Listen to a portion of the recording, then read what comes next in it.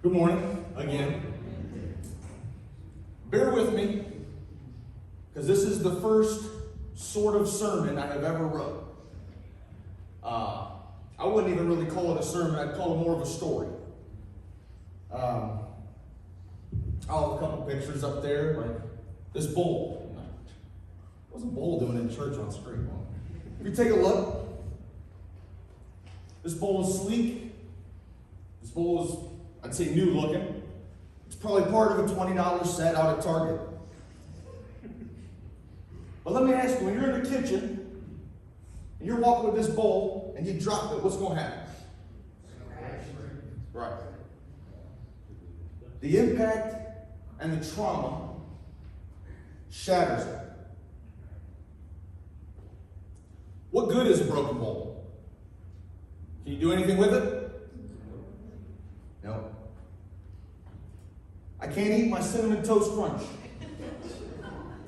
I have a magnet on my fridge that says, "No soup for you." That's becoming my reality. If anybody ever seen the old Seinfeld show? Yeah. So I got this bowl cracked. Where's it going to go? I'm not going to put it back in the cupboard, a bunch of pieces of glass. Throw it away, sweep it up. It's in the trash. But now let's say you're in that house and the rest of the family's in there. Crash, boom, bang, you drop the thing. What are you going to hear? What was that? What'd you do in there? What did you break? And then they come in and got to start looking, what is that? You broke my coffee pot? No, it better not be my coffee pot.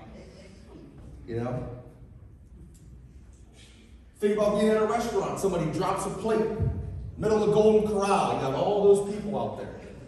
Drops a plate. What are people going to do? They're going to go, "Woo, yeah, good job. Oh, that's how we do it. Yeah. That's embarrassing.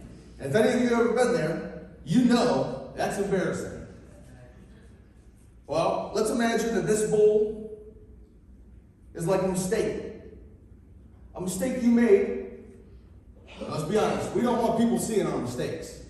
If I'm out in the world, let's just, for instance, I have road rage. Terrible.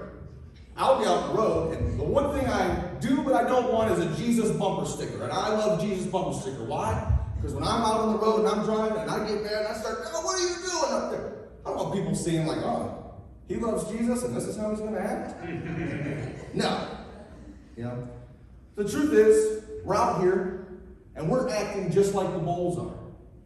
We're getting dropped by people, getting hurt by people, when all we really want is to be loved and accepted. A lot of us walk around shattered, beaten, broken. Maybe not. Maybe you're just chipped. Maybe just a couple things have happened. But in our weaknesses, He's made strong. In Romans 5:8 it says, "For God demonstrates His own love for this. While we were still sinners, Christ died for us." Now a little story. Some of you may know, and some of you may not, that in the year 2016, I overdosed from heroin. Now, to give you a little context, in 2015, I graduated from high school. Some of your guys' age right now. Excuse me. Within that year, I think I went to jail 3 or 4 different times. I was hanging out with the wrong people, the wrong crowd, and I knew it. But they were my so-called friends, quote unquote. I like these guys, Mom. Don't tell me not to hang out with them. I went from smoking weed and drinking with my friends, acting fun, to popping pills and doing cocaine and doing anything else I could get my hands on. I told myself, I made a promise to myself that I would never do it. Then I did. I blamed everybody else around me for my own problems that I've caused. I blamed the people that I was in rehab with. And then when that stopped working, I blamed the rehab itself. Which I wasn't lying, because I was at a place where the people in charge were selling to the patients there. You couldn't get out of it. Couldn't get away. So I made new friends with even worse people. And I let them drag me down even further in sin. The night that I overdosed, I don't really have any memories, except one. I was in the bedroom.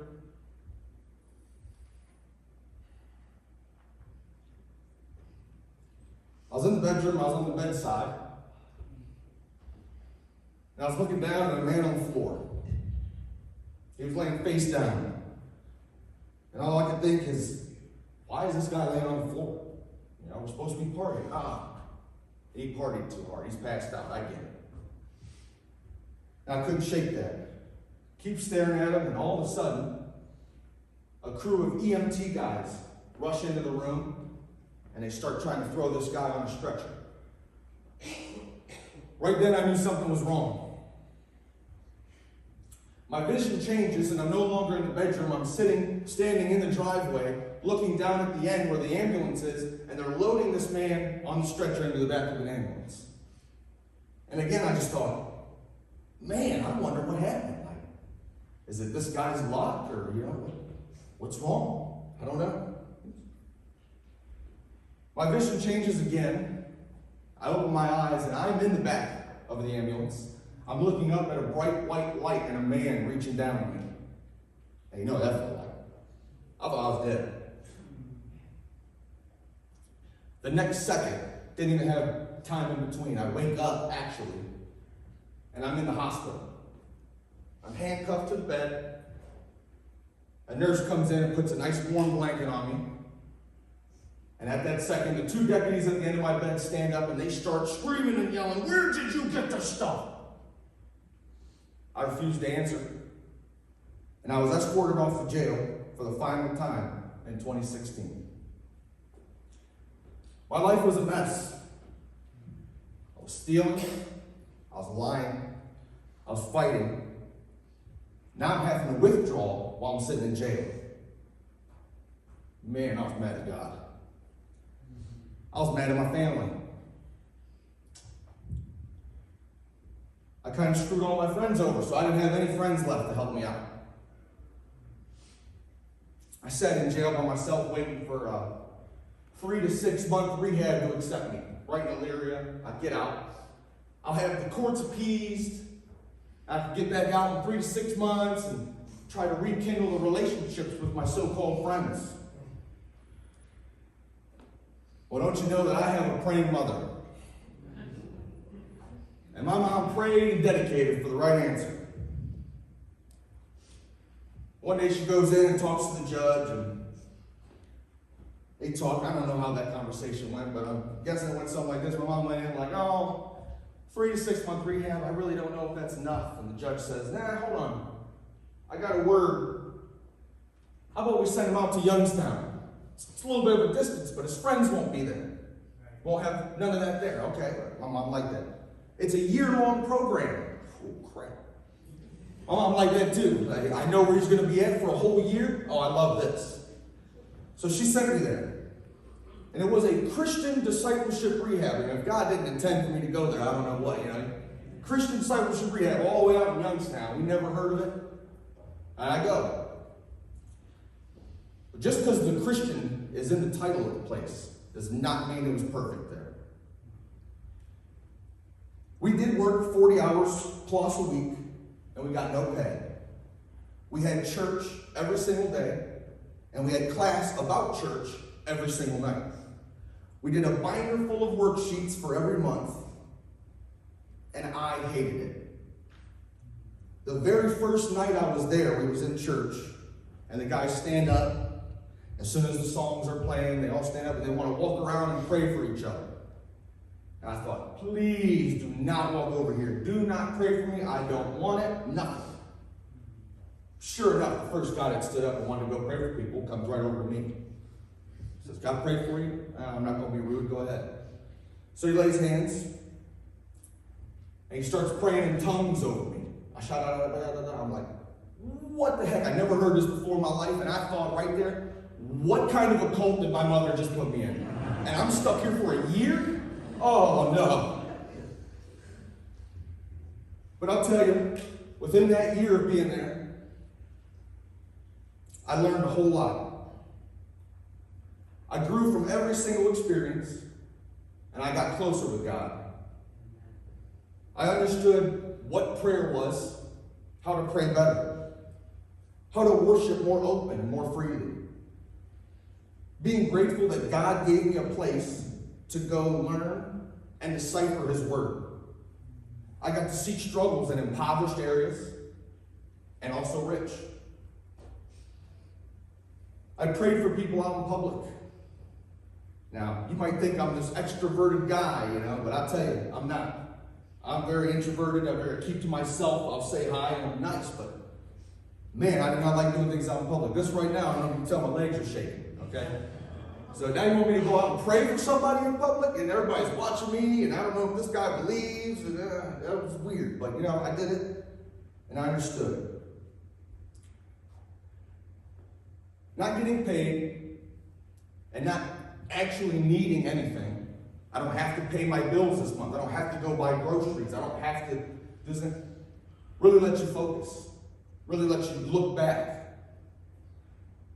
I got to read, and I got many revelations and so much knowledge. Now, say we sing this song about leaving the 99 to go after the one, and it also tells us that story in Matthew 18. So I'll say, we got lost sheep out there, people. We got some broken bowls out there. Everybody needs love. But it's not our love that they need. It's God's love. The only way to get that for the people that don't know God is for us to stay plugged in. You got to read. So today I do have a word for you. And that word is kintsugi. Right? It's a Japanese word, and it translates to golden joinery or golden repair. So you got that broken bowl standing in front of you, or not standing, sitting in front of you. It's that mistake that you just made. We don't want people to see it. But Kintsugi says, instead of disguising these breaks in the glass, instead of disguising the flaws in our character, we're going to highlight it. We're going to use a gold and lacquer mix to celebrate these imperfections, to give them a story. And John, you want to pull that picture up? So that bowl, from being dropped, turns into something way more beautiful. Now you tell me, how much does that bowl cost? $20 set at Walmart? Probably not. 2 Corinthians 12:9 says, "For he said unto me, for my grace is sufficient for thee. For my strength is made perfect in weakness. Therefore I would rather glorify my infirmities, so that the power of Christ may rest upon me." You see, it's better that somebody dropped, somebody broke, somebody hurt this bowl, so that now it can be made into more than it was before. Just some average run-of-the-mill bowl. Everybody's like that. That's the world. You're conforming to the world. Let's be different. We're all broken in some way. Let's get God to highlight those breaks. Highlight those insecurities. Highlight those mistakes. Trust in each other. We're a family. Families mess up, but families love. So when somebody buys one of these kintsugi bowls, are they using it as a cereal bowl? They might.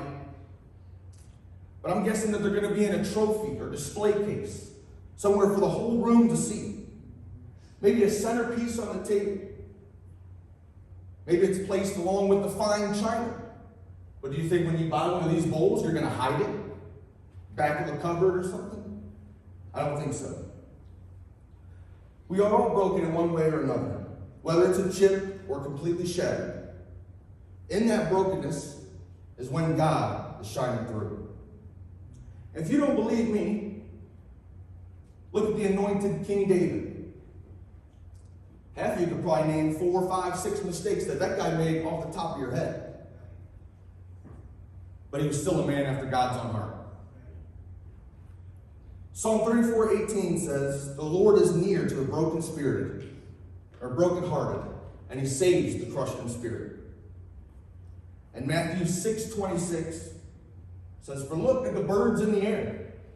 They don't sow, they don't reap, and they don't gather in the barns. Yet your heavenly Father feeds them. Are you not of more importance than the birds in the sky? You don't think you're going to get fed? You don't think you're going to be able to pay your bills? I mean, if you're working and you're striving and you're doing everything for the Lord, you don't think he's going to pay your bills. You don't have faith enough to believe. But I bet you when you guys walk into church, you have faith enough to believe that this pew's going to hold you up. But you're not going to, let me make sure, I don't want this to break and be embarrassed in front of everybody. Every week, you don't come in and check the pew. Oh, the pew. So we have an altar here. And it's not just to pray for what we need right now, but it's to worship him for everything that he has done in our lives so far, everything he's about to do. It's about worshiping him for the brokenness in our lives, all the things that hurt us to our core, the things we think we can't get over. I'll never get over that. My trust issues are too deep. I'll never get over that. I tell you, that's the devil lying to you right there. So today, I'm going to ask that you guys just be broke this week. Give everything over to God and let him handle it. Because if you're the bull, you can't gold lacquer yourself. Only one that can do that is God. So thank you, and be broke this week.